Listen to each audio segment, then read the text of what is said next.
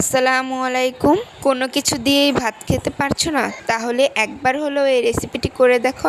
নিমিষেই রুচি চলে আসবে, পেট ভরে ভাত খেতে পারবে ঝাল ঝাল করে। চলো রেসিপিটি বানিয়েই ফেলি। এখানে আমি নিয়ে নিয়েছি লইট্টা মাছ, দিয়ে দিয়েছি পরিমাণ মতো লবণ, হলুদের গুঁড়া, মরিচের গুঁড়া। এখন ম্যারিনেট করে রেখে দেব 10 মিনিট। অন্যদিকে তেল গরম করে দিয়ে দিচ্ছি পেঁয়াজ কুচি, কাঁচামরিচ কুচি। এখন একটু ভেজে নেব, একদম পুরা লাল লাল করব না, একটু নরম হলেই দিয়ে দেব পানি। এক এক করে গুঁড়া মশলা দিয়ে দেব। দিয়ে দিচ্ছি পরিমাণ মতো লবণ, মরিচের গুঁড়া, হলুদের গুঁড়া, ধনিয়া গুঁড়া। এখন একটু ভালো করে কষিয়ে নেব। আবার একটু মশলাগুলো নেড়েচেড়ে দিয়ে দেব পানি, দিয়ে দেব টমেটো কুচি। এখন একটু নেড়েচেড়ে কয়েক মিনিট ভালো করে কষিয়ে নেব। টমেটো গলে গিয়েছে, কষানো হয়ে গেছে। এখন এর মধ্যে দিয়ে দেব সেই ম্যারিনেট করা লইট্টা মাছ। এই পর্যায়ে আমি কোনো পানি দেব না, মাছ থেকে যে পানিটা বের হবে এই পানি দিয়েই কিন্তু রান্না হয়ে যাবে।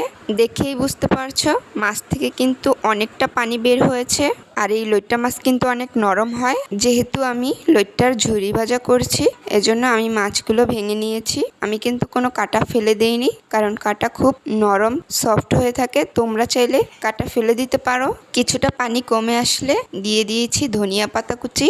যেহেতু ঝুরি ভাজা, পানি একদম শুকনো শুকনো করে নিয়েছি। রেসিপিটি ভালো লাগলে অবশ্যই লাইক, কমেন্ট, শেয়ার করবে আর আমার পাশে থাকবে। আল্লাহ হাফেজ।